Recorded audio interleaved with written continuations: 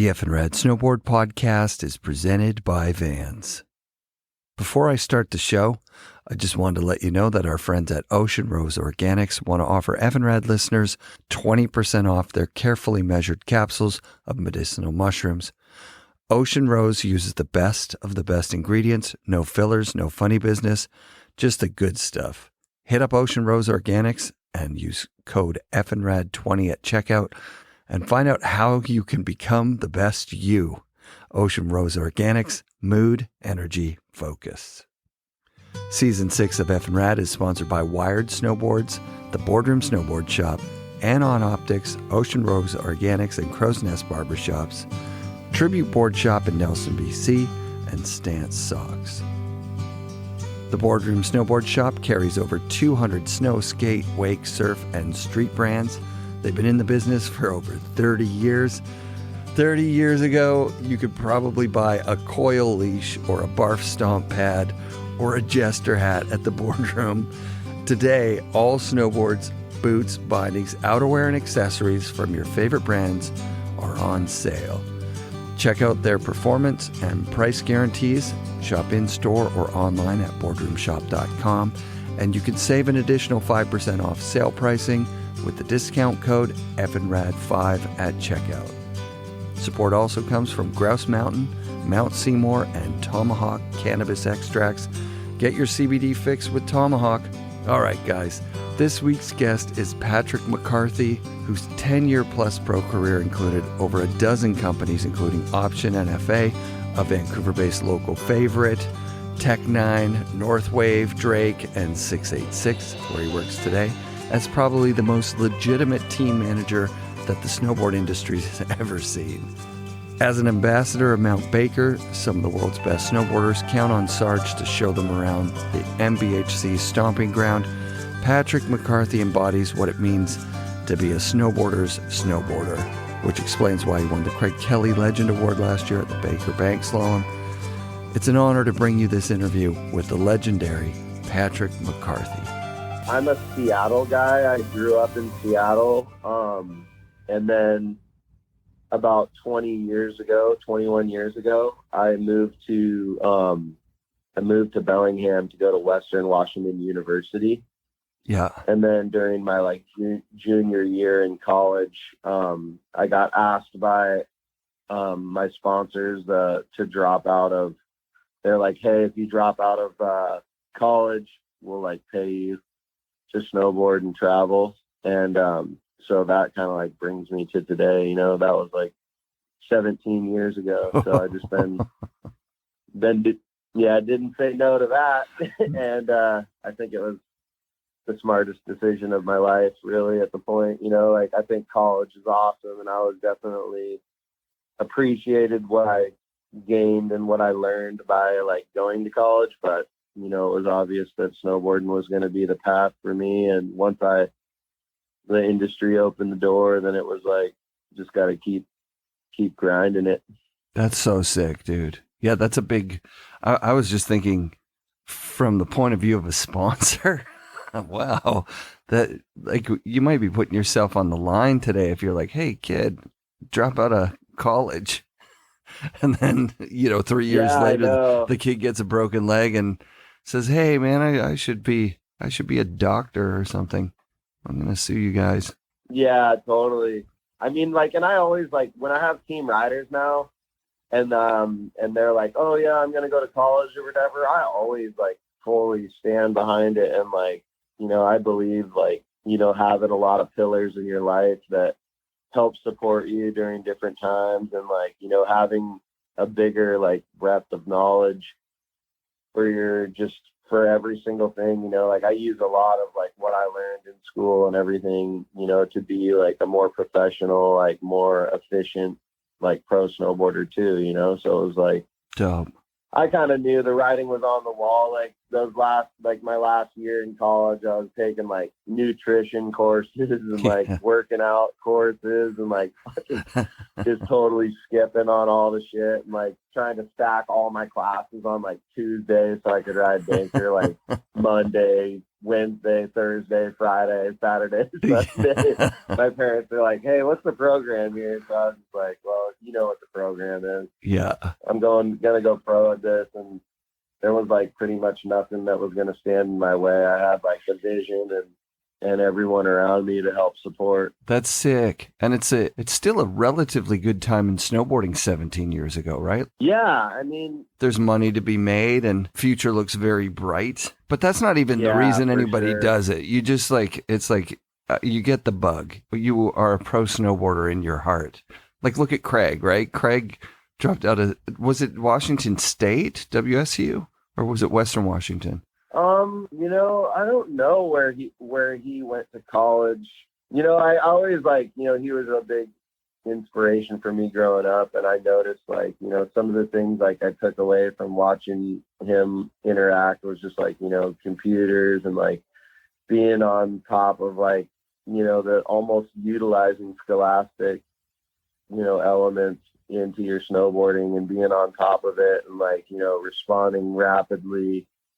Those are all like things that I like gravitated towards. Like I was like, hey, like I got this college degree, like, or college, you know, all this college experience. Like I want to utilize that and like, you know, make sure that I make like a professional run at snowboarding and like don't like, you know, slack on it or whatever. And I think utilizing that, like that's helped like push my longevity in snowboarding too, you know, like just always like to show up on time, you know, like show up prepared and like be ready to go. Like those are simple things that I've learned. Like if you're doing that, you're going to crush it.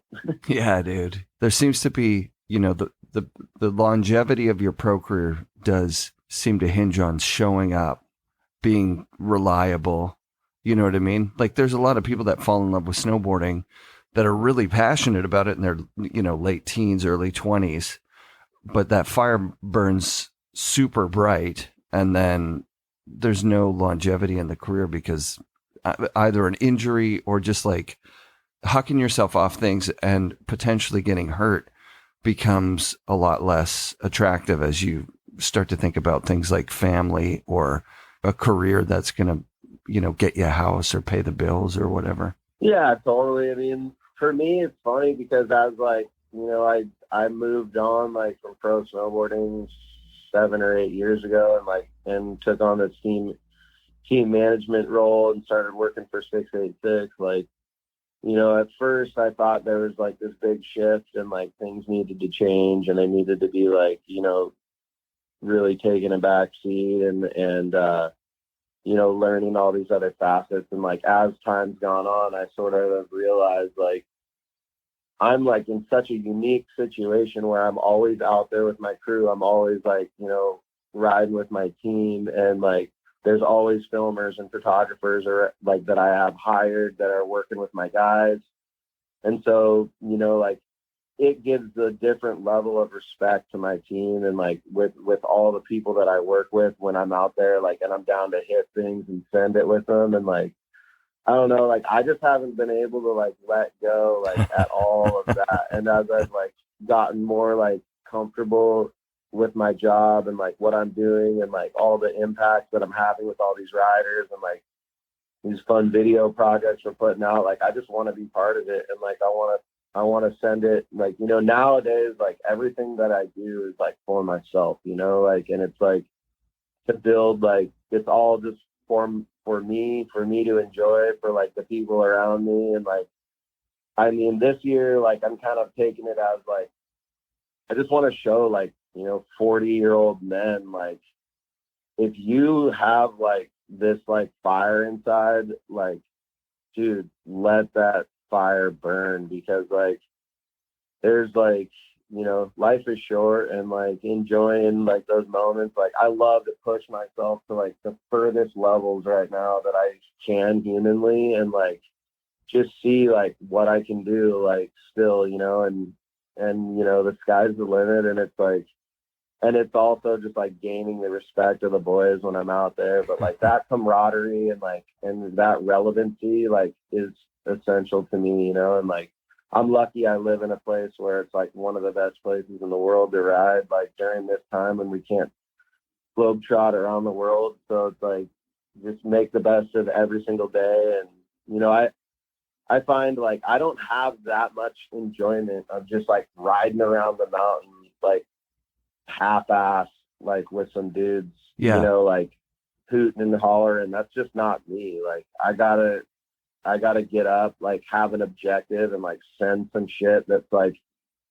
gonna put some fucking hair on my balls. Like it needs to go down like every day. There's no day to like to waste, so it's like that's kind of my vision right now.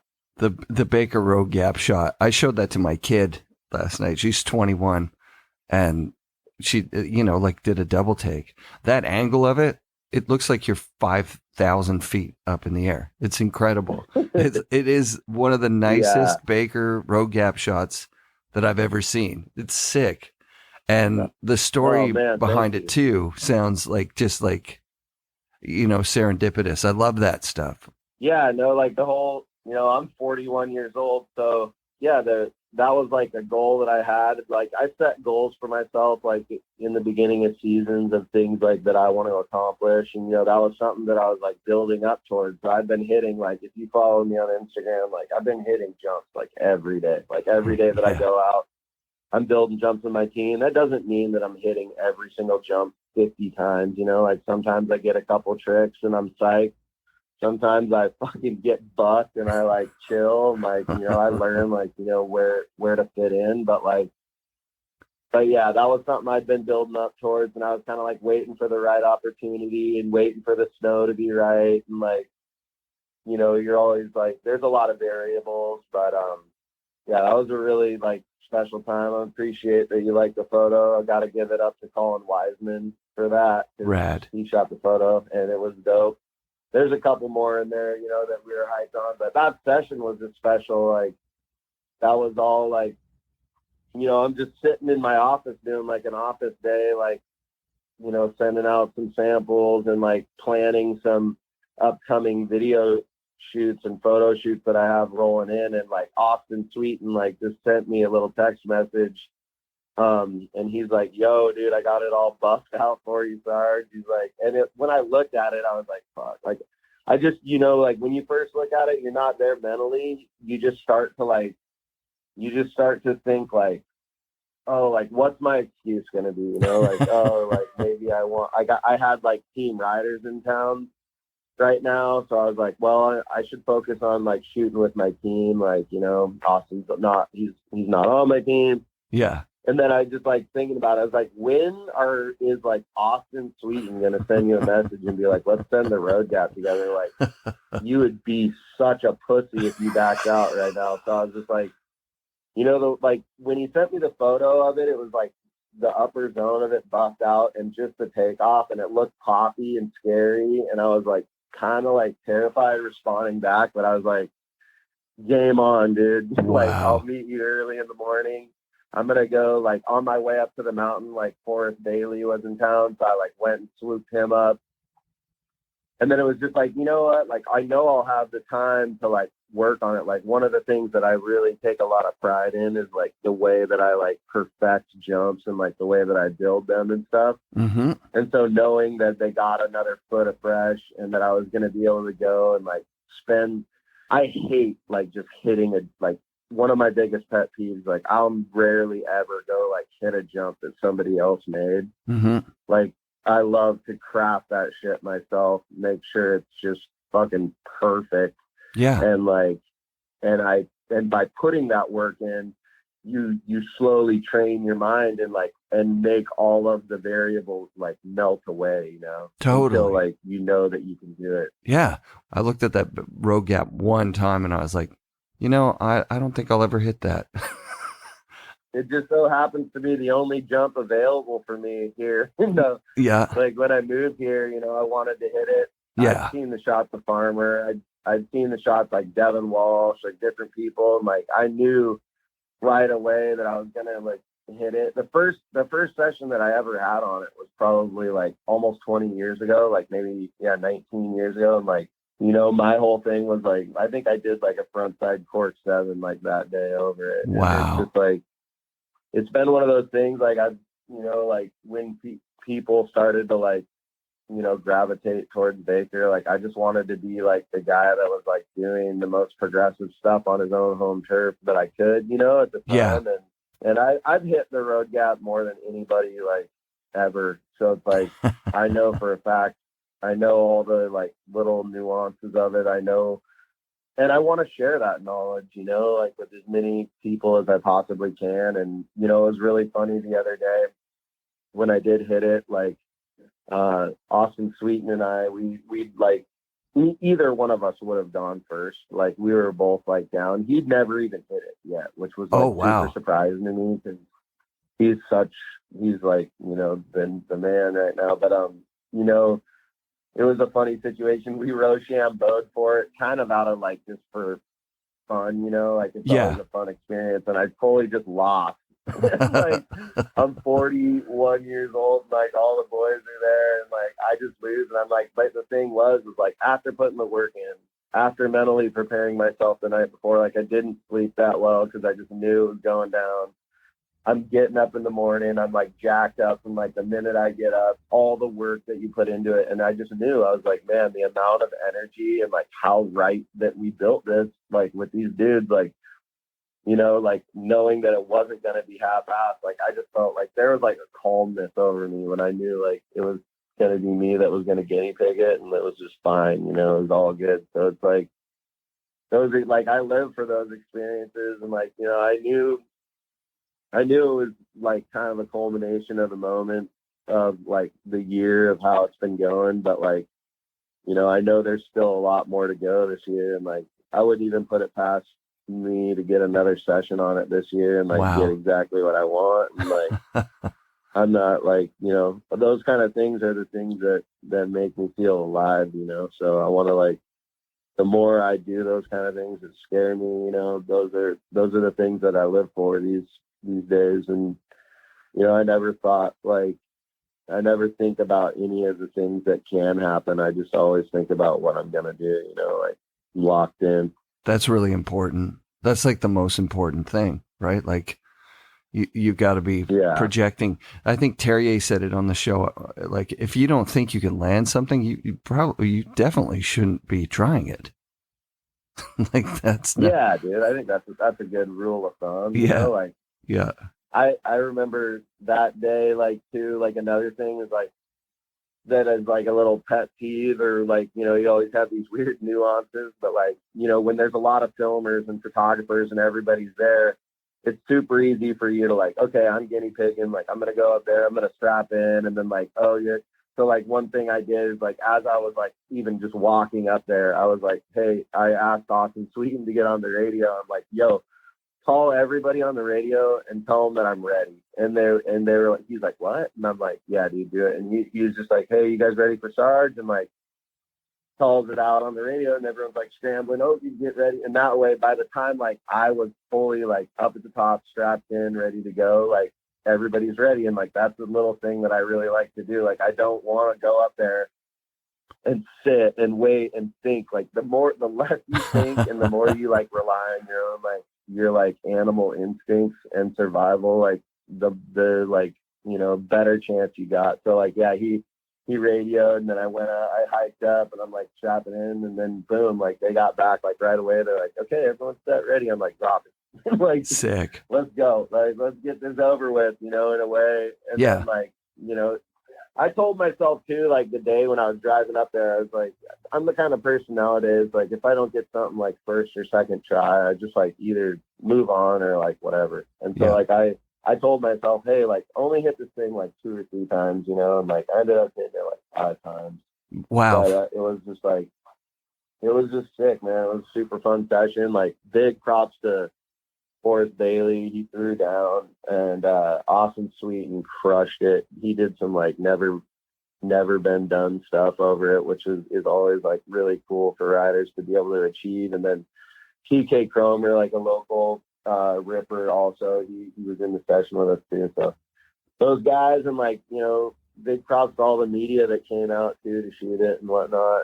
And it was fun way to like culminate in the winter. And I've got like big trips planned like coming up. So I'm excited. You know, after you hit big gaps like that, it makes all the other aspects of snowboarding more fun for me. Rad. Because then you're just like, oh, I'm just going to hit this like little double pillow stack or whatever. Like, this is going to be fun. Like, oh, I'm going to go hit this like 40-foot booter, like into powder. Oh, this is going to be awesome. Like this popper or this chute, like everything is easier after you achieve like things like that. Like they make like all the other aspects of snowboarding that much more fun because you're not afraid. Like, cause literally I'm still afraid, you know, like you have to like run on a little bit of fear, you know? Yeah. I'm just thinking about like how big wave surfing has evolved over the years, you know, like the Eddy or something like that. Like I can totally see in the future, like a session going down at the Baker Gap. That's, all the media's there, the top guys are there. Like, that's kind of what you're describing, actually. We've come so far from Farmer hitting that with no shirt on a 210 or whatever he was on. Sure. You got to respect Farmer, too, because, like, Lord knows, like, when he did that with his shirt off and everything, Lord knows he didn't know how to, like, buff that run-in out, you know? Oh, like, yeah. He probably hit that thing raw dog. Who knows? He might have just jumped that sucker, but... Yeah. You know, like nowadays, it's like, I look at it, it's like a science, you know, like dialing things in. And like, I'd much rather spend, like I was telling the boys this the other day, like I'd much rather spend an extra half hour or an hour, like setting something up to do like a trick right the first time. Yeah. Than to like kind of half-ass, like wishy-washy it up and like send her, you know, because it's just like, I got a little more on the line now that I'm a father and like everything else too. It's like, I want to make things right and do it right. And I just think like, it's so cool when you like shed that, like, you know, show like younger riders and the youth, like how to do things the right way. You know, like I think there's a little bit of a disconnect of that. Some people, I mean, obviously not the dudes I was rolling with that day. Those guys all like are A-grade slaughterhouse riders that don't mess around. So yeah, I think there's an element to that, dude. I kind of do think of it as like, you know, Baker is kind of like a big wave surf, like line in Hawaii where, you know, there's like that localism. But I mean, dude, one thing I always say is like, everything is there for the taking. People always hit me up all the time. Oh, I want to do that. Oh, I wish I could be there with you. Oh, I wish I could hit that. I got so many DMs, like when I posted that photo, I'm like, I want to come hit that with you, bro. Like, I got this. I want to do that. That's like my dream. I'm like, you got a fucking shovel? Make your dream happen, dude. Like, yeah, you don't need to wait for anybody else to show you the dream, dude. Nobody held my hand and brought me to the road gap and taught me how to build it. Like, no rider. Like, there was no Mount Baker hardcore locals being like, hey, oh, Pat McCarthy, like, new guy, like, let me show you how to build this road gap. I'm going to teach you the ways. It was like, I taught myself every single thing. Like, and I, like, looking back on it, like the way that they was closed off like that, like I grew from that. And like, now I can be like, you know what? Like one thing that would have meant like a ton to me back then is if somebody had done that to me. And so like, now I can do that for people. Like I can lend like that knowledge. I can be upfront and honest with people. I can like show them like the things that I've learned over the years, and like they can sponge it up. That's right. Or they can fucking be like, I'm not listening to that old head. Like, I don't care. Like, whatever. The Mount Baker hardcore group was, you know, an awful lot like the whiskey guys up in Whistler. Like, it was like kind of love-hate between everybody. There was like a lot of razzing. There is like a kind of secret society feel to it a little bit. I wrote with Eric Janko, and he opened up just about what the vibe was like, you know? And it's changed now because Jeff Fulton is just the nicest guy in the world. He'll show you around the mountain graciously. I think that it was just like they were young, they were wild and trying to outdo each other. It was just a kind of eclectic group of dudes. I'm kind of talking out my ass. I'm not 100% sure on it. It just doesn't seem like Baker was like the place you would go up and people would be like, yeah, let's show them everything. You know what I mean? It was more like Tex shows up and they're like, hey, there's a little cliff over there. And then he's, you know, finds himself on top of a 40-footer or something, just going like, oh, fuck, it's sort of do or die right now. Totally.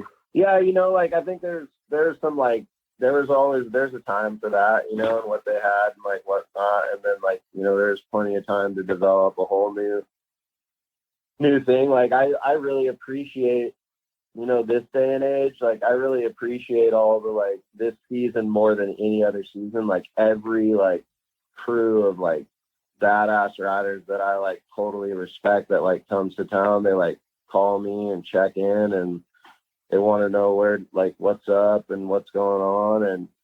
And I think that's like, I'm honored to be in that position, and I'm hyped to share some of my knowledge and stuff with people. I'm not just like trying to hide out and like have this like secret society bullshit. Like I'm like totally like, I mean, that doesn't necessarily mean that every day I'm like, I want 20 fucking people riding around with me, because like 19 of them are probably gonna die. Like, like I think it's like it's cool to share like the knowledge of like what you've learned, and like I love it when like people I respect come to town, and if I get a chance to session with them, that rules. I always like put my priority as like my 686 crew that I'm out shooting with, or like whoever it is for that day. So it's like, like I appreciate all the times that people like check in and say what up before they get here. Like, I can help them line it up in some way, shape, or form. Doesn't mean I can always go out with everybody, because I just don't, there's not enough time for me to do that, be a dad and like, work in marketing and do all the different things. But when it does work out, like I love spending time with like new people too. Like you get a whole new energy from like riding with somebody new, or like showing somebody some new shit. And I don't know, what I get the most hyped on is when people just like create it for themselves. Like a lot of people like will just check in, and then you just see them like crushing it and hitting stuff, finding their own way. Like riders are pretty resourceful and like especially knowledgeable, like veteran pro dudes. Like they know what they're doing. They're gonna go kill it. Like they might not know the super sneaky, like perfect time of day to hit certain things, or all those like little knowledge. But when you're rolling with me, like that's something that we're going to bank on. We're going to bank on like, hey, like, like a lot of times, like I always laugh is like the crews that I roll out with a lot of time, they're just like, what's the plan, Sarge? And like, we figure it out. Yeah. That's sick. Like you got to move around with the light. You got to move around when the snowpack is dangerous. You got to move in certain ways too. So, I think it's super important to like, my main goal every day is everybody come home safe. So that's the plan. So sometimes you got to like do something that's mellower, like, or you got, some lines are meant to be ridden another day.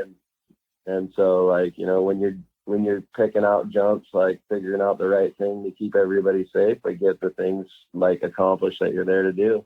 It sounds like your philosophy is very close to Bass. Bass actually started kind of giving back to like just kids, you know what I mean? As opposed to the pros. He's kind of on the other side of it. It's just like hyping up kids who may not have, the most amount of money or opportunity. He seems to be really wanting to bring kids up there that exactly that same energy you're talking about. He's not going to go build a jump for them and show them around. He's going to give them the tools to get out there and maybe access to the knowledge of like, hey, keep yourself safe, do this, do that. I feel like Baker's in really good hands right now with the Howit's still running it and the pro riders that are up there. It's getting overrun with people from. Is it less this year with cutting off the Canadian influx? No, it's not. No, at all. It's more. It's not less. It's the most that Baker's ever seen, and the reason is because Stevens Pass is Vail Corp, and so they have a like reservation system in place. Yeah. Crystal Mountain has reservation systems in place, and so like all of our major resorts, even though the Canadian border is closed, all of our major resorts have reservations in place. And so Mount Baker's the one place where you don't need a reservation. So like whenever the weekend comes around or whatever, like everybody that didn't get those other things dialed in comes, and it's like, I don't know, it's like a double-edged sword for me, because like I make my living from the snowboard industry, and I have for 20 years. Mm-hmm. So if I don't go up there and sit in a line of 500 people and just kind of secretly under my mask smile and laugh about it, because like, fuck it, this is how I'm getting paid. These people doing this is like what is bringing longevity to my career. Like, so sometimes I like to go up on Saturday and Sunday and just sit in those lines. Like, you know what, dude, the truth is, like, nobody rides those, like, all the sick lines that I like to ride anyway. They're still all sitting there waiting for me on those big long weekends, because everyone's funneling around. And like, so, you know, I don't get bummed out like everybody else does. And like, you know, a lot of the days too, like, I just go park, and like, I don't need lifts. I don't like ride lifts because like, oh, that's like my way to ride. Mm-hmm. Fuck a lift, dude. I'll just walk there, and I'll go like walk out to a zone and like go hit something, you know, like it's all like right there for the taking. And so like I've found like my peace with it. And you know what, dude, I've been to Whistler on those crowded days too. I've been to like Colorado, and it's like I've been to all the spots all over. So I've seen like, you know, it gets crowded, like, but we working in snowboard industry, like I want it to be crowded sometimes, you know, like I have plenty of powder days, like, and I'll get mine midweek or whatever. But like, yeah, like even going up on those weekends and just getting way back in the line and just kind of like smiling, like, hell yeah, like people are out here enjoying it. Like that's important, you know, as long as they're doing it safely. Oh yeah, totally. Yeah, it's been getting busier every year since the early 90s. You see those special, you know, you have those epic days, dude. I have them all the time, dude. Every week I get one of them. It's like Tuesday or whatever, and I'm like the only car up in the upper lot, and I'm like dropping in, and there's not a soul around, and like I go and ride all the lines I want, and then like, okay, so then the next day that you end up there is Saturday, and there's like a million people running around. Like, who cares? Like, don't complain. Life is short. Like, go shred it for what you can that day, and like if you really wanted to rip something, like go rip it. Like, you know, nothing. Don't let anything stand in your way, dude. Like, I think like COVID and all this, like the restrictions we've been going into, like people have like, they try to find like all sorts of weird excuses they want to pull out. And that's like one of the things that I'm really motivated by this year is like, no excuses. Like, you got this. Like, if you want whatever you want out of the day, go get it. Like, make your own luck, you know, like you got a shovel, you got like, you know, you got the vision, like make it happen, or don't, like, and just ride around the resort and hit the wall hits and weave in and out of the people. Like, it's fun too. Yeah. Snowboarding is made to be fun, dude. Like, all we should be doing is a huge smile. Like, you'll notice if you ever like ride with me, like I'll just have like, I'm having the best time. Like, if it's a crowded ass, crappy, rainy day, or it's like the Bluebird powder, like, I don't really care. Like, I'm up there to like have that moment and share that moment with the people I'm with. And like, that's what I'm about. Like, so. Yeah, I feel the same. I went to a heli operation. My friend was managing a lodge, or she was working at a lodge. It was a pretty crappy year actually. So it was great to get to go heli, but the guys who pay to go heli, you know, we're talking guys that are dropping 15, 20 grand to go for 5 days. And they've been there before, so they have expectations way up here. So the crowd kind of vibe was like, this sucks. But I was just like, every day coming back, like, that was the best day of my life, you know? Like, I just did heli. Like, how could you be bummed out on heli turns in like a burnt tree forest? Or like, the guides really were milking the conditions to make it fun. And it was super duper fun for me. So by the end of the week, the people were like, I want to go wherever that guy's going. You know what I mean? Like, it kind of like lifted the group spirits a little bit. Like, that guy is good luck. Like, wherever you go with that guy, there's POW, it seems like. Whereas everybody else is looking, going, oh, there's no POW out there. It's like, it hasn't snowed in a long time.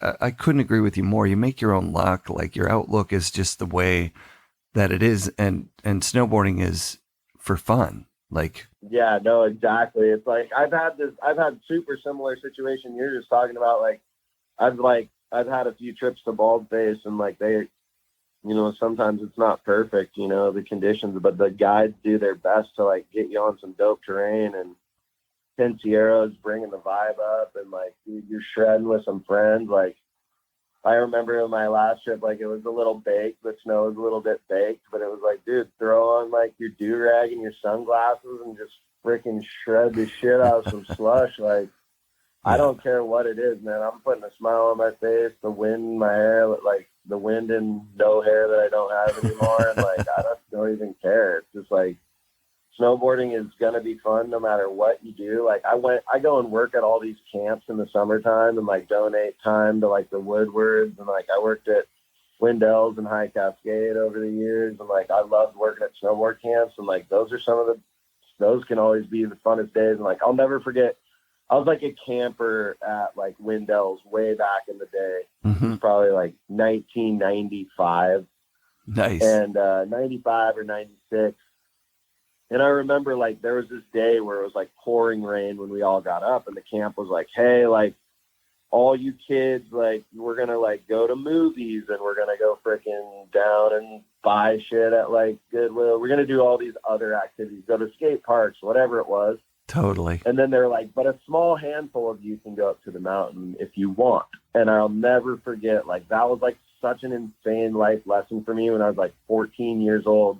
I was like, well, I want to go to the mountain, you know, like, and so I remember I went up there that day, and I just like, I remember like the pipe had like this extra special, like, perfection to it. And it had this like little bit of like rain crust on it that made it like super perfect. And like I had this progressive day, like learned a bunch of tricks, and like just had this awesome day riding with all the pros that decided to come up there. And then it just made me realize, I was like, man, like never like turn down the day. Like the shittiest day could be like your best day. So like that was like a life lesson that I learned right then, like before I even had my driver's license. It was like, dude, take every day for what you got, you know, and like you never know like what you can make out of it. And like it doesn't have to be perfect. It doesn't have to be sunny and 70 degrees. It can be like 33 degrees and raining, and like you might just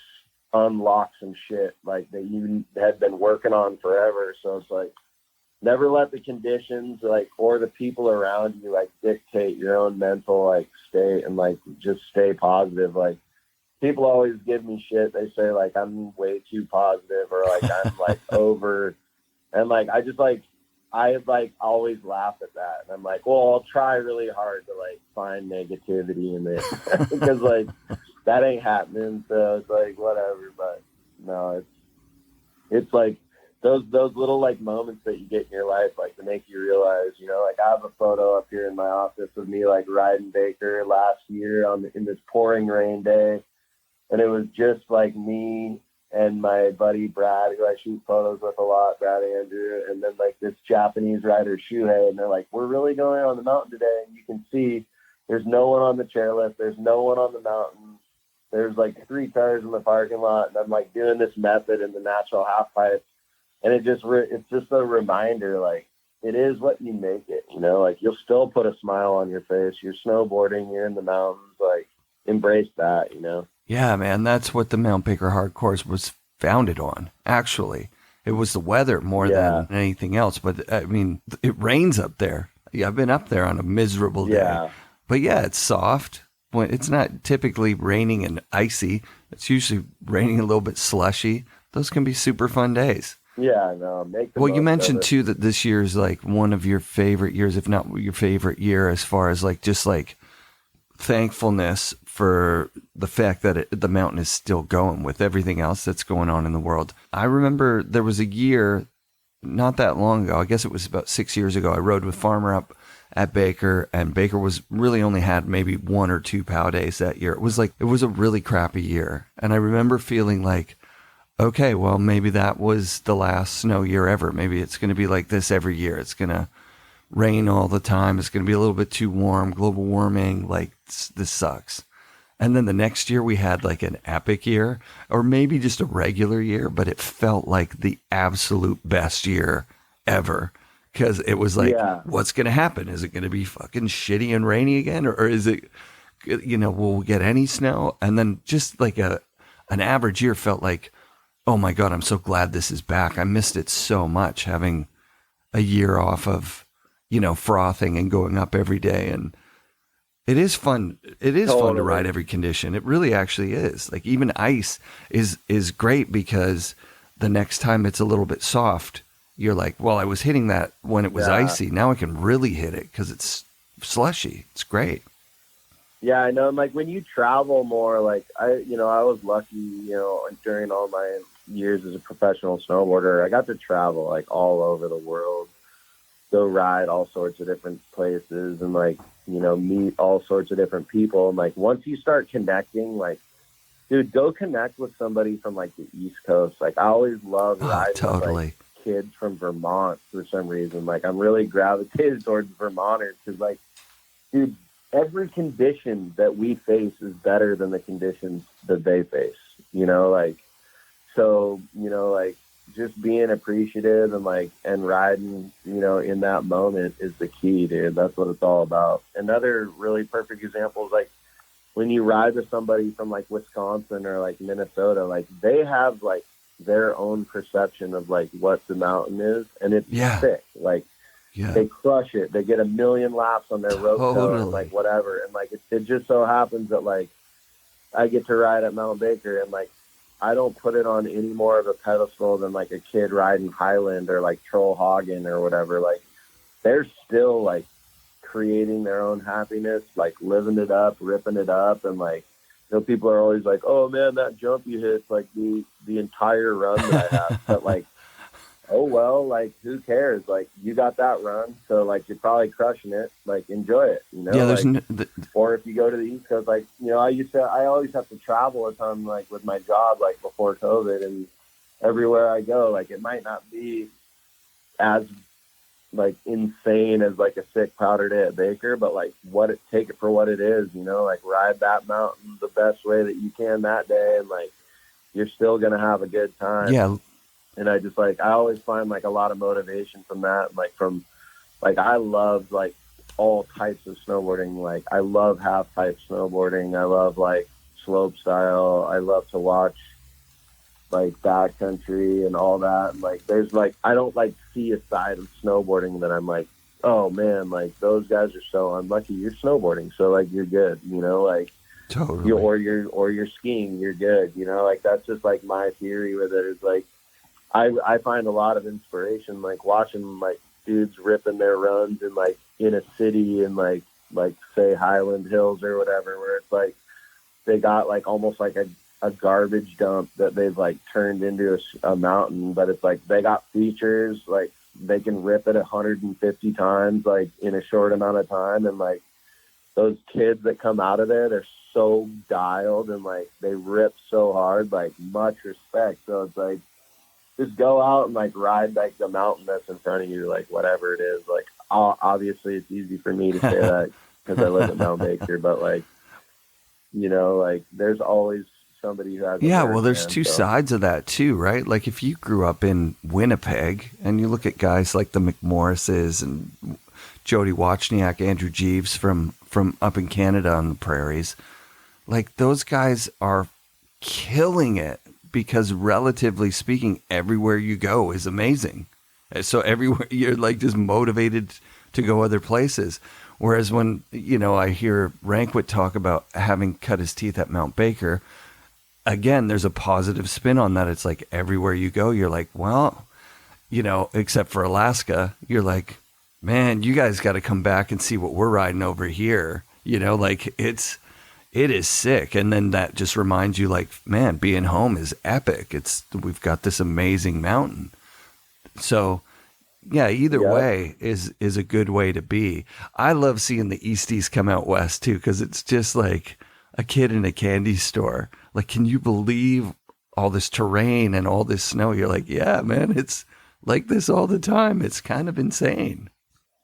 Yeah, dude, totally, 100%. It's like, you're going to be a product of your own environment, but it's important. Like, that's why like traveling is so important, because like people just like get stuck in their own mindsets and stuck in like thinking like woe is me and all this, but just travel around and like check out the different mountains. Like, you know, the Pacific Northwest has some amazing mountains at it for sure, but like there's amazing stuff everywhere. It's like just go out and like, you know, it's more just about your own like mindset, in my opinion. It's like, you know, find your own happiness, and like it can be created in any circumstance, anywhere you are, you know, like just have Did fun you with ever it. move to Utah? It seems like as a professional snowboarder, there's a lot of stuff there. I never moved. Like when I first like turned pro at snowboarding, I got a ton of like response from people around me telling me, "Oh, like let's move," because I was filming with like Neo Proto, like Mac Dog people, and they were like, "Oh, move to Tahoe." Like I never wanted to move like to make it, you know. Like I just felt like that wasn't going to be me. Like Tahoe was a hub, Mammoth was obviously a hub for a lot of people, Utah was a hub, but I was like, you know, and when I got to Baker, like there was nobody like that was really pro anymore, you know, like, and it was just kind of a slept on zone. So like the way I looked at it was like, put it on for your zone and like go hard, and like you'll make it sick again, you know. And like that was like how, like that was like my mindset. Everyone would always like, you should travel more, like you just do the same shit. I'm like, fuck you, I'm doing it my way. Like that's the best part about being a pro snowboarder. You get to totally do it however you want. Like, you know, like, and like it just so like happens, like, and you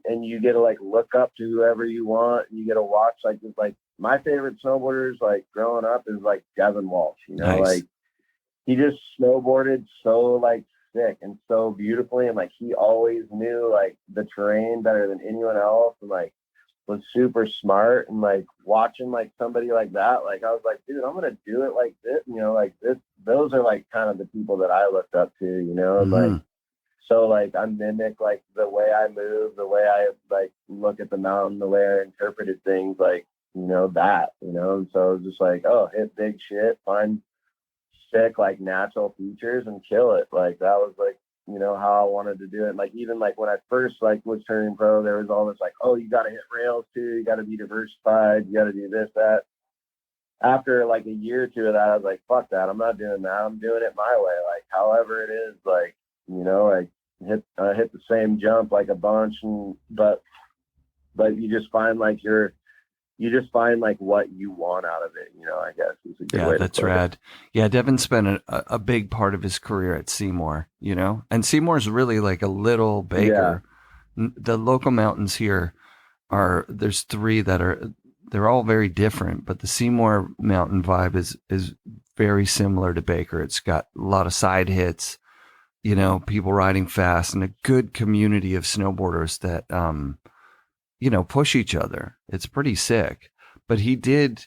Yeah, it reminds me a lot too, because I've ridden up there a bunch, but it's like, it's really cool too how like the side country is just like so accessible. It's like you got a pack and some buddies and a shovel, like get off that top chairlift and you just like rip out in the backcountry, start hiking up. It's like you're hiking the arm, and like you got these killer views. Like I got to ride that place with like Kevin Sansalone and like, you know, all the OGs, like they brought me through there, and like I definitely catch like an insane vibe from Seymour. It's just being this like mom and pop spot, you know. Like I actually broke my leg at Mount Seymour, so it like kind of held a funny, like I had a funny look at it after that, you know. But like I'll never forget, like, but you know, like I rode for Option forever, so I was like always connected with the Canadians. And like I look at all the Canadian riders; those are like my brothers. You know? So I mean, it's really. I was just managed to be 10 miles across the border over here. That's it. That is really it. It's equal to drive from Vancouver to Mount Baker or to Whistler. Like it's the exact same distance and time and all that stuff. And I always preferred Baker. Baker just has like, you know, a completely different vibe to it than Whistler. Whistler's international and huge, and Baker is like intentionally cozy, you know? Yeah, definitely. I mean, I spent a great deal of like all of my pro snowboarding years in Whistler and like north of there and everything, and like the terrain wise, like it's so vast in Canada. Like, I just love that. Like, it just feels like it just goes on forever and forever and forever. And the people up there just got the vibe. Like, you know, they're just living in it, loving it. Like, definitely, you know, the whole Whistler, like whatever Whistler creates, like, you can skip all that. Like, if you have a snowmobile, Yeah. like, you know, I rarely ever, like, not a big, like, just going to the resort and just pissing around. Like, you know, it's just not really been like what snowboarding was for me. Like, but yeah, man, I like Baker has a unique vibe that way where it's just like kind of this mom and pop. Definitely Seymour is like more in tune. Yeah, with happy people in the parking lot. You show up at Baker, you see Bass driving the fucking shuttle. You know, the people in the parking lot are just dancing around trying to stay warm, but they're stoked. And like, if you're like, oh man, I'm excited to be here, they reciprocate it. They're like, yeah, you are. It's fucking Baker, dude. Yeah, like now, like when you go to Whistler, you're like, wait, where do I park? Like, where do I go? Like, I'm so confused. Like, but it's all good. Like, I want to get back up there and go shred, man. I love Whistler. I've been snowboarding in Whistler forever, man. Like, back in the day, my family would always be like family trips up there, and then like I had like just so many amazing like years and experiences riding Whistler and being part of like the culture up there. You said like, you went to Wendell's in 95, so you probably had been riding a few years before that, huh? Yeah, so I'm like 41 years old, and I've been, you know, I started snowboarding when I was 10 years old. So like it all like started for me. Like I started snowboarding obviously because my older brother was a snowboarder, and you know, he was like dressing like Craig Kelly and wearing all that shit and like looking up to like Craig and got the Burton Air or whatever. And so like, yeah, when I was 10 years old, I got a Burton Air 131. Nice. And what it looked like for me growing up was like my parents would enroll me in like ski clubs or like ski schools on the weekends. And then I would do like a church ski school like the next day.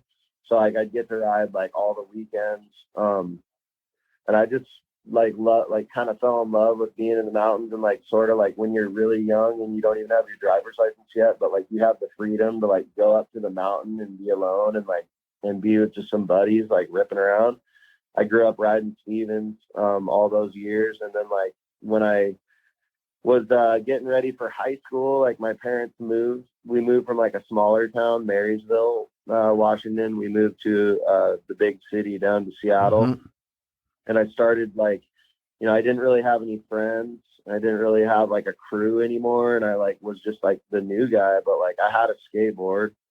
And so like the first dudes I met were like the skaters at the school that I was at. And then like shortly after that, like I was walking through the hallway and I had like a Wendell snowboard camp t-shirt on, and my buddy Ryan Garvey that I met, he was like, yo dude, I got a cabin up at Stevens. I was like, say less. I was like, done, like best friends. Like, and then we had this little crew. It was my friend Tipton, Tim, and Ryan, and we would just like snowboard like 100 days a year, go and stay up at his little cabin in Index, Washington, and just shred Stevens. Like they were all kind of they had to work at the ski school.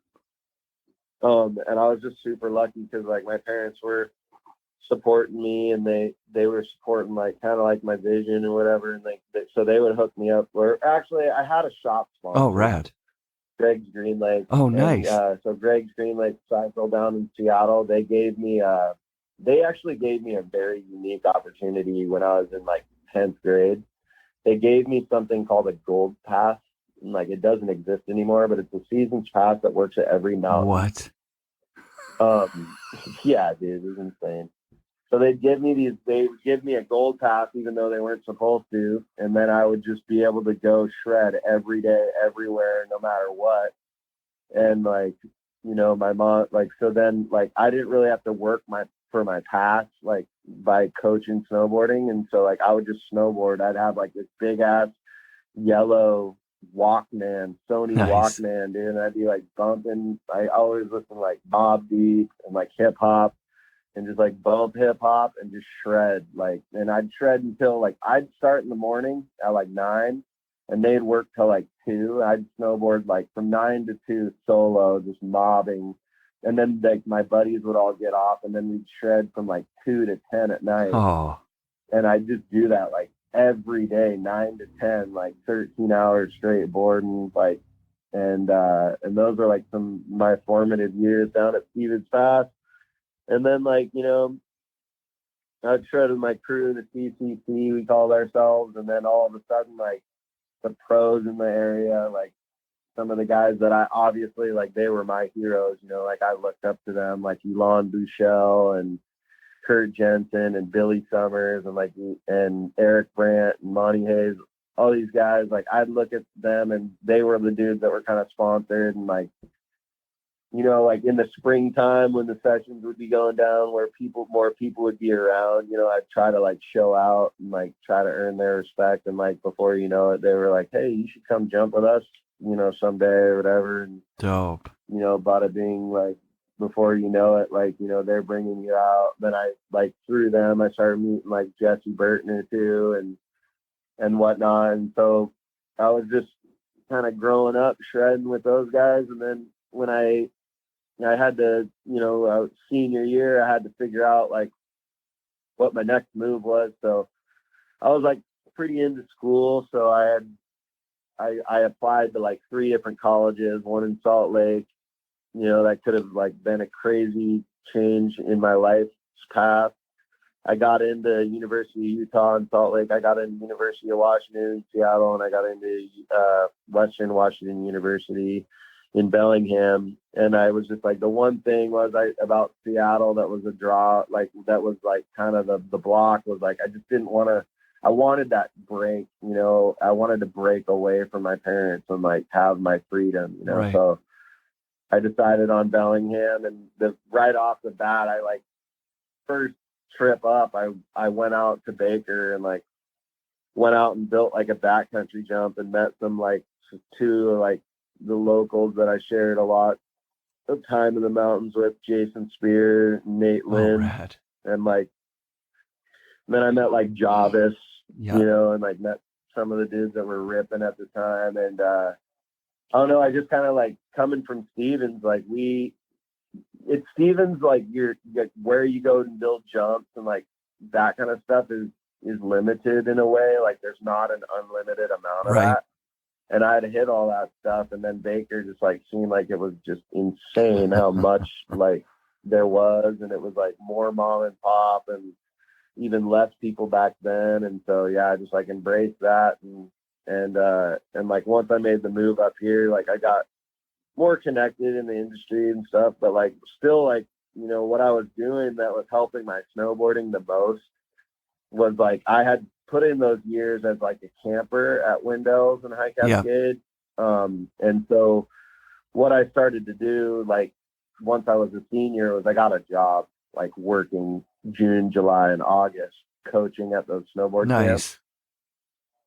And I would literally just go ride like 100 days in a row in the summer. And I would just like every day it was like leaving the blood, sweat, and tears on the mountain, like learning every 5, every 7, every 9, like getting all your tricks dialed and like also working with kids and like doing dope shit and then like making crazy connections, making all sorts of connections with everybody. And then people was like at snowboard camp were like, dude, you should come film with us. Like you should come film with us. That's like how a lot of my shit popped off was that. Cause like I didn't really have as many of like the really cool guy, like inner industry connections that I needed, but I had like more drive and like skill, like from the camp that helped me like kind of get where I was going. Yeah. You know? Yeah.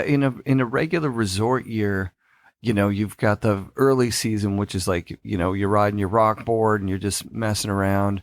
And then the powder starts to hit, you're getting some pow days in, building some jumps, hoping for some sun, but a lot of gray days.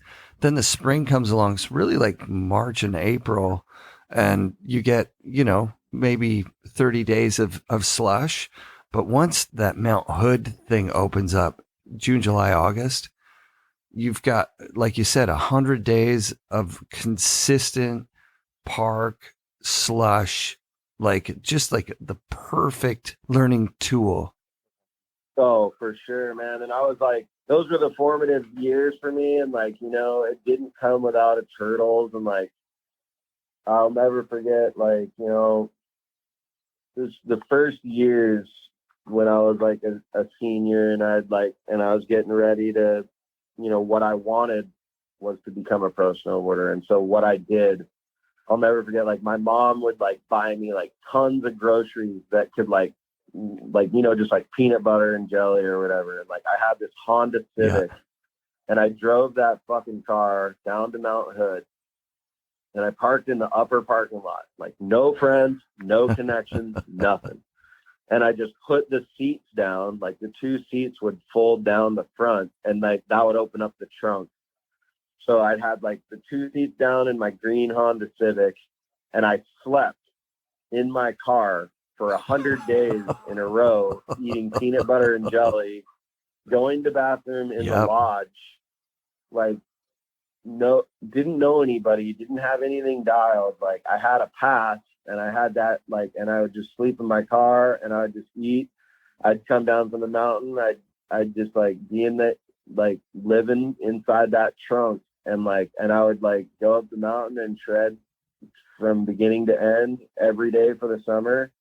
And it was like, looking back on it, it's like, that seems miserable. Like, dude, I was in heaven. Like, I was like, and I was learning everything that I wanted. And I was like, my parents would just they'd call me like once a week and be like, are you still alive? Like, are you okay? Like, what are you doing? And I'd just be like, dude, I'm in heaven. Like, I'm just bored and like crazy, surviving on like what I had. Like, and you know, those were like some interesting times. Like, I didn't have the connections where I could go to the camp. I didn't have like all that stuff dialed yet, but I was like, I had the mountain and I was like fired up and I'd like use the restrooms in there and lived in the back of that Honda Civic. The stars at night up there are just insane. Hey, like it's just like a beautiful, beautiful place.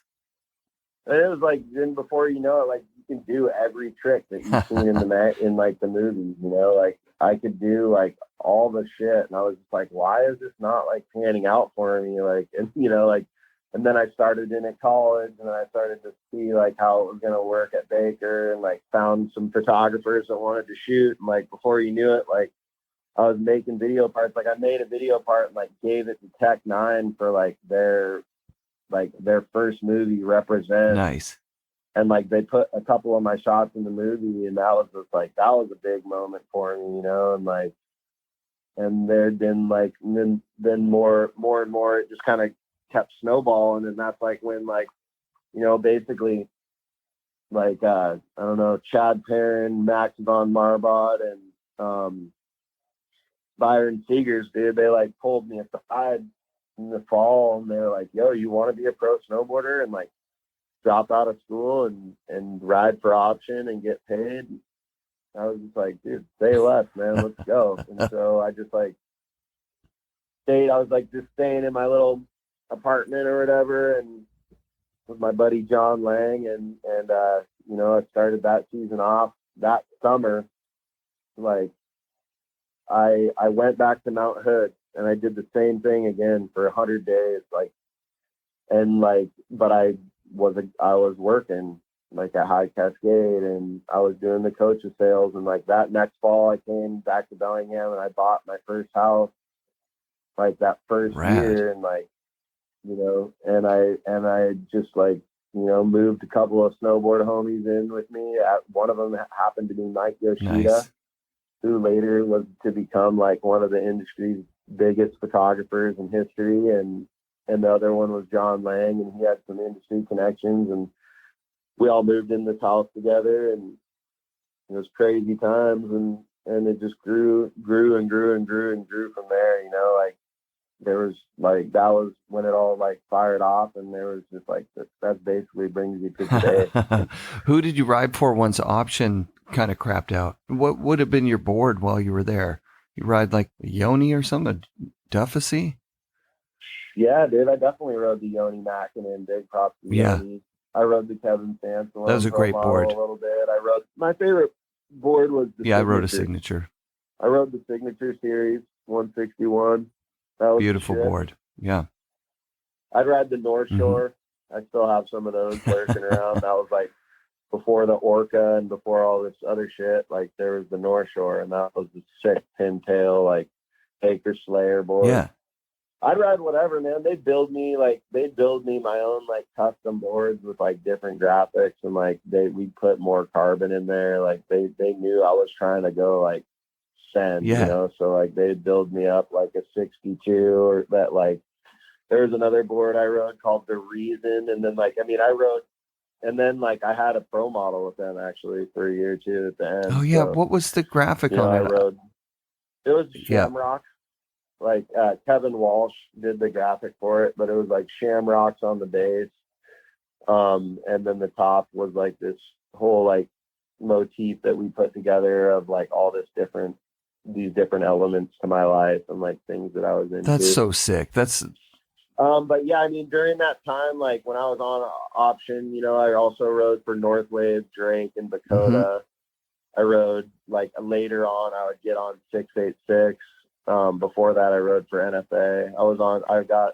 I had a contract with Dragon and like Nixon watches, Snowboard Connection, One Ball J. Oh man. DEFCON gloves, you know, spacecraft. Like, yeah, I had like the like middle of my snowboarding career definitely had like 10 sponsors like going, you know, everybody helping me out. So it was like those times were quite different than like what a lot of people face nowadays. Oh yeah. Yeah. Cause even a small sponsor like Spacecraft would be thrown in a few $100 a month or whatever back then, which is like basically all you can get. Everybody was chipping in. I mean, I even remember like what I'll never forget, like one other like cool story that I remember is like when I was just getting going, I remember I had my first trip to Alaska to go boarding, and like I went to go tune my boards up at Snowboard Connection, and I was talking with John Logic, the legendary owner of that shop, and I was telling him I was going on my first trip to Alaska. And I remember, dude, he just pressed the button on the fucking till, dude. That thing shot out, and he just like handed me a stack of hundos and was like, "Kill it, brother." I'm like, you know, it's like those kind of like moments where you're like never forget, you know, like when you're. Yeah, you know, that's so sick. That shop was so dope, dude. Snowboard Connection was that. But so yeah, you know, being connected with Snowboard Connection, having option, having Northwave, Drake, and Dakota, having like Dragon, like everybody was backing it. And like once you have like all those people in your corner, and they're all like part of like what you're doing. So like when things are working out, and when you're killing it, and like when your photos are in the mags and videos are coming out, like everybody's riding with you, and it's just like this big team that you're all part of. Like they're all part of like, you know, what you're doing, and so like that's kind of like when it was popping off for me, filming with Mac Dog people and filming with Neoproto, and like, you know, later on I had to move on. Like at the very beginning of my career, I was riding for Tech 9 for like 3 solid years, and those guys did a lot for me and helped me. East Stone and Cole Taylor, like they were helping push me a bunch. But then it like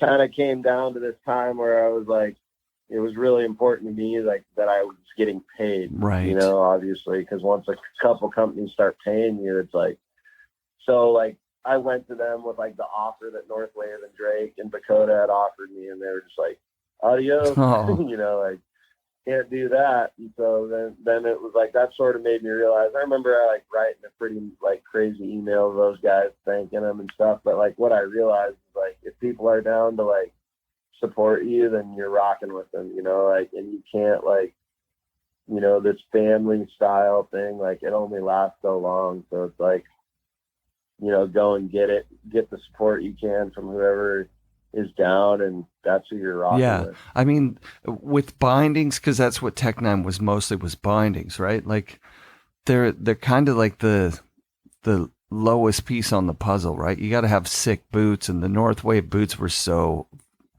good out of the box right at that time. So it's like, but they came as a package with the Drake bindings, and the Drake bindings were sick too. Like, so it's like kind of straight across on Tech 9 versus Drake. Yeah, dude, for sure. And those are some those were also some, like, those are some heavy dudes that I got to connect with, you know, like George Fleckner, and like, you know, those guys made a big impact on my life, and they're still like friends that I have to this day. And like, you know, companies go through like little changes and stuff, but the ones that were down with my vision, and like, you know, I was like sort of like the Northwest guy for all my sponsors, you know, at a certain point. And it was just like, yeah, like, you know, take it, like, you know, each one for what they can do for you, and try to give back to them as well. So yeah, being on Northwave and Drake and Dakota was huge. Yeah. Like having the contracts I did with Dragon for a while, that was really cool. Like I had to, NFA was like an outerwear brand that was owned by Option, and like was kind of run out of their same facility. And like one of the biggest turning points in my like career monetarily was like, it was looking like NFA was not really going to keep rocking. And that was like so sick, because I was able to sign with Option for like, I think I even got like a raise, and I had the opportunity to like go and find an outerwear sponsor. So when I like signed with 686, little did I know that was going to be like a life-changing experience, you know, for me, and like a lifelong endeavor that I've embarked on. So that was pretty incredible, like times to be able to sign with them, and to like add that to my scene with like Northwave and Drake and Dragon. And Option. It's so legit. Yeah. So there's definitely a few years when it was like fully cranking on all cylinders. So what boards do you go to when Option finally throws in the towel? You know, like there was a few different companies that were like hooking me up with stuff, but really I just wanted to get on the Mervin boards, you know, being from this area and everything. So I don't know exactly what year that was, but yeah, once I got on Mervin and like kind of became part of that family, it was like, that was a no brainer. And that's kind of what I wanted. Yeah. Anyway. Mike and Pete have created such a beautiful company with Mervin. I think in all of snowboarding, it's like it's the best, you know, big company. It's incredible. Yeah, no, dude. I mean, if you're from the Northwest, like it's pretty much the only company, so like that you look at. So. Yeah, man. No, it was cool. Like it was perfect timing, and like, you know, it was around the time that I started to like think about like what another, like, you know, what my next years were gonna look like, and like what I could do to, you know, what I kind of just wanted to. During my snowboarding career, I had like made a lot of like investments, you know, and like bought some houses. Like, you know, I had 3 houses, 3 mortgages I was paying. So I needed to like determine like a way that I was gonna like keep this all rocking and rolling. You know, I needed to like build out a battle plan.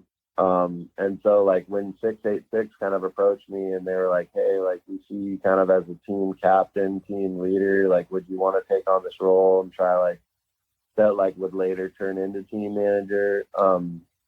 I was just like, man, here's something that like I could build, learn, and like, and also such a cool way to like give back, you know, like such a rad way to like take all those things I'd learned, like all the filmers I've worked with, all the photographers I work with, I could go back, hire them. Like I could, all the mistakes that I learned from like 30 different sponsorships over the years, like I was going to be able to like, to really understand like what a team rider's talking about when he's like, dude, I just need these last few shots, but I'm out of travel budget. And I'm like sleeping on this dude's floor. Like, can you help me get home or whatever? Like, you know, I understand like the riders when they come at me with these things. I'm not just like somebody from Southern California who hasn't like gone out and lived that, you know? So like I was able to be that like liaison, or I'm able to be that liaison between them and like really help them understand like how to build a team and the riders that we put on and everything. So it's like, you know, it was the perfect time for me to make some adjustments and stuff. And I'm so grateful that I did, because sharing all this knowledge that I had, like that knowledge isn't necessarily all that valuable to like anybody else, Right. you know, but like in the snowboard industry, it is valuable. Yeah, to the right people. Like that's one of the failings of the snowboard industry. A lot of times when a company changes hands, there's a changing of the guard.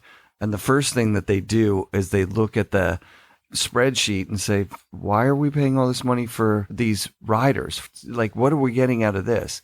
Let's just coast on what we've got here in the brand and start making some real money by like cutting our costs on production and cutting our costs on team. And most of those companies could really benefit from having someone like you in the room saying like, you could just cut everything, but we've got some really big examples of what happens when people do that. The brand loses its lifeblood, you know, it loses its integrity. Yeah, and totally. it just coasts for a year or two or three, and then it becomes something that's just not relevant to the community, because the community can see, oh, these guys aren't really supporting anything. There's no innovation happening. There's no energy behind it. Yeah, dude, for sure. And 686 is like, I got so lucky in a way. I mean, I don't look at it as luck, but like I was so fortunate to be with 686 and to have made my decision to like start working for them, because they're independently owned by one human being who's a snowboarder, you know, like it's like you look at all these other brands out there and like, yeah, they're cool and like whatever, but they're owned by some big ass parent company that can just come in and be like, oh, the fucking spreadsheet looks wrong. I'm just going to Zorge everybody and we'll start over. We're going to bring on one guy, you know, or whatever the case may be. It's like 686 deep down is like a core rooted brand started by like friends. And it's like, it feels like straight up the truest identity of the form, like a real family, you know. It's like these, like when we go on trips together, when we do things together, like you feel like you're going to see your family members, you know, and like checking in, like the marketing, like the VP of marketing, Brent, that I work with, he's amazing. Like we are two very different people, but we find like a very common ground in like working together. And like I get to go on trips with like Mike West, the owner, and like just like to see like his stoke as he's like ripping tree runs or whatever, you know, like it's rooted in 100% authenticity. Like, yeah, you know, they never packaged dealed 686 and sold it off to some parent company and took their money and ran. Like they're still there grinding it, like finding ways to be innovative and like finding ways to like give back to the sport and like build these rad teams and come out with like insane new products. Like they're still pushing it to like every single day, you know, and like, so it's just a really unique, I'm very fortunate to be part of like what's going on with 686, and like, it's been a match made in heaven and something that I like, you know, I wear that on my sleeve, and like, I definitely like really love all the people that I get to work with and like truly care about every single person, you know, that's part of it. That's sick. That's sick. Yeah. When you won the Craig Kelly Legend Award, is that what it's called? I think that's right. Craig Kelly Legend Award.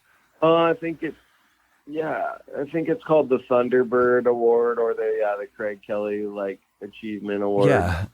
It was just like the crowd erupts and to see your face up there, I was like, oh yeah, man, I instantly had this appreciation for you that like people recognize that you're doing something important for snowboarding, which is, you know, what you just described, like having the kind of passion and integrity and authenticity to like, it's not just a job for you. You're not just someone who, you know, oh, I want to work in the snowboard industry. It's like, you want to snowboard. You are living, breathing snowboarding, which it's a very rare combination. Most of the dudes I talk to are either out of the industry now. The heyday was, you know, it's hard to go to crowded resorts when you had the whole place to yourself, or you had a 45 or 50 day heli budget. Like Brian Savard was saying, you know, 5 years in a row, you're in a helicopter more than 40 days. Like it's tough to just go back to grinding it out and riding at the resorts. But it sounds like the whole time you've been enjoying, snowboarding the entire time. Yeah. I mean, basically for like over 20 years now, I've snowboarded 100 days a year, 100 days of my life, like dedicated to snowboarding. And like, I'm just like, it doesn't get old to me. Like the same wall hits, the same jumps, like they still like bring out that energy and like make me feel younger. And like,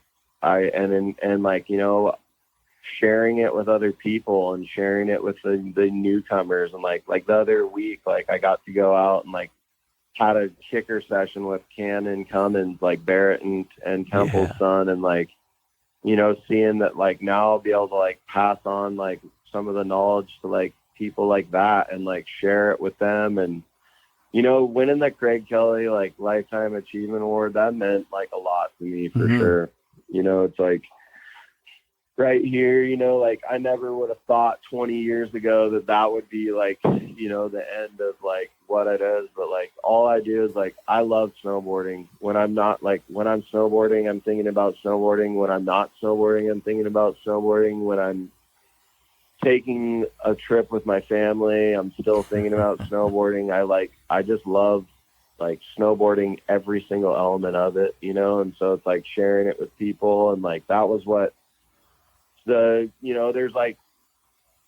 like this royalty hierarchy of Baker, and like when they approached me about like getting like, I was by 15 years the youngest pretty much person to be like getting that award or whatever. And like what they thought about it was like that, just the way that you just like, selflessly like give back. And like, like you kind of hit the nail on the head. You brought up that little point about bass. Yeah. Like the other day I was I was riding Baker. This is like a kind of a random tangent story, but I showed up the mountain and I had a bunch of big name crew that was going to link with me or whatever. And I saw them, and I had my mask on, whatever. And I just like kind of like weaseled off into the lift line by myself. And I got on the chairlift with this kid. And he actually is a janitor at Baker this year. It's his first year here. He moved up here to like get a job and to work. And he had his backpack on and whatnot. And I was like, hey dude, you want to have your mind blown? Like, let's go do a run together. Ben, I just met him. His name's Ben Figueroa. Nice. He hit me up on the gram afterward. But like, I took this dude for a rip, dude. And we rode an untracked, insane powder run and like got to the bottom. And I didn't even say bye. I just like zipped off onto my next like run, went and grabbed another chair, into the trees, into the mossy forest we go. And it was so funny because later that day I was in the parking lot and Bass drove by and he said like there was like the tail of that run. That kid had gone back and like told everybody that he worked with that I took him on this run. Like he got up the chairlift, he had his whole crew with him, and he's like, later, dudes, like I'm gonna go ride one with this guy. And like, I just like was just those kind of experiences. It's like, dude, just take a little bit of time and like here and there, along the way, and show somebody something cool or whatever. It's, those kind of like experiences are special, and like. I could tell Bass knew. He's like, dude, that's what it's about. Yeah, there's a wonderful energy at Mount Baker with you guys there. Like it's always been there. I mean, people talked about it showing up. Farmer would show up and then he would ride with Craig and the crew, and Craig would show them around. Like there is a welcomingness to the riders at Baker and a humbleness too. Like. There's a lot of crazy shit that goes down there, like big cliffs and huge jumps and crazy side country lines that are just, it's nuts. But at the end of the day, with you guys up there, it feels like, and the Howitts, I want to include them in that.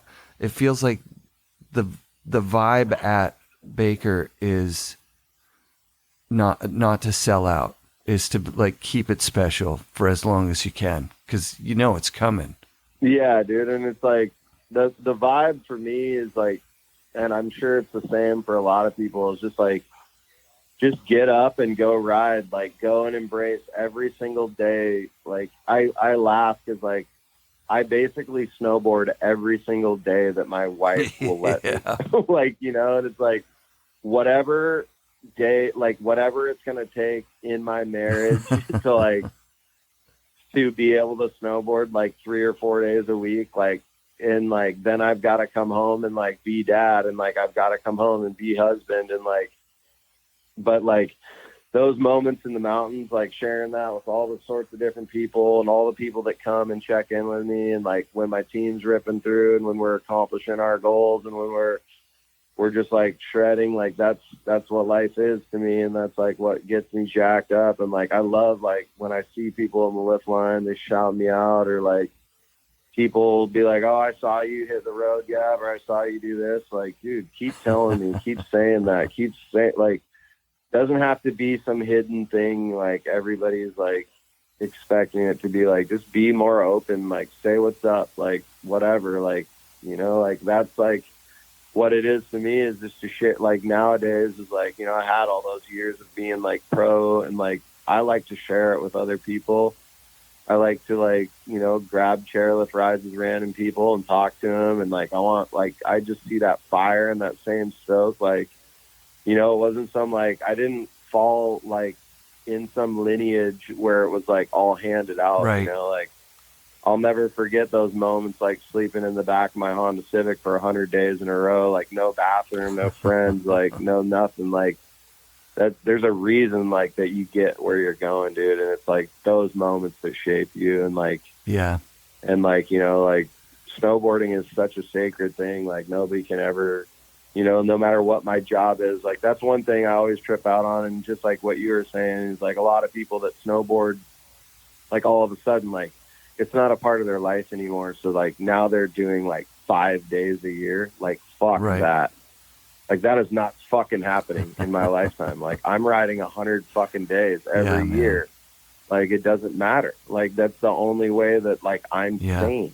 And like when somebody can just like step away and be like fine with that, that does not fucking resonate with my brain. You know, like it's like I'm bored and like, and it's gonna be going off like forever. Like I'm just gonna keep going. Like I'm gonna keep around people, and like I'll just keep surrounding myself with that younger group. It's like I've seen generations, decades go by, then another decade, and it's all new guys. And now I'm like riding with like little kids' brothers, dude, like and shit. Man. And I'm like hitting the gap with like dudes that are 2-3 generations like past me, and I'm still up there hitting it with them. And like that's like what keeps fueling my fire, you know. I had a moment on Baker where I was 40 and Eric Jenko was 50, and my buddy Graham Cam was there too, and he was 30. And you know, I kind of look to the left and I see, oh yeah, that's what I was like when I was 30, frothing. And then I look to the right, I'm like, I hope I'm like that when I'm 50, you know? Like, I hope I'm still frothing. He's got Heineken's in his pocket, and he's just like waiting to meet somebody just random at the gate to access the arm. And yeah, I'm almost 50 now, so I think now I've got to look at 60-year-olds and go like, well, can you still do it when you're 60? Is it? I had a similar kind of rad moment. Like, yeah, it was probably 2 weeks ago or something, but I was out in this backcountry zone. We had this jump I was working on finishing it up, and like I just buffed it all off and like got it ready, got the filmers and photographers ready, and Cannon Cummins was in a tree well doing a Zoom call. He's in like sophomore year in high school.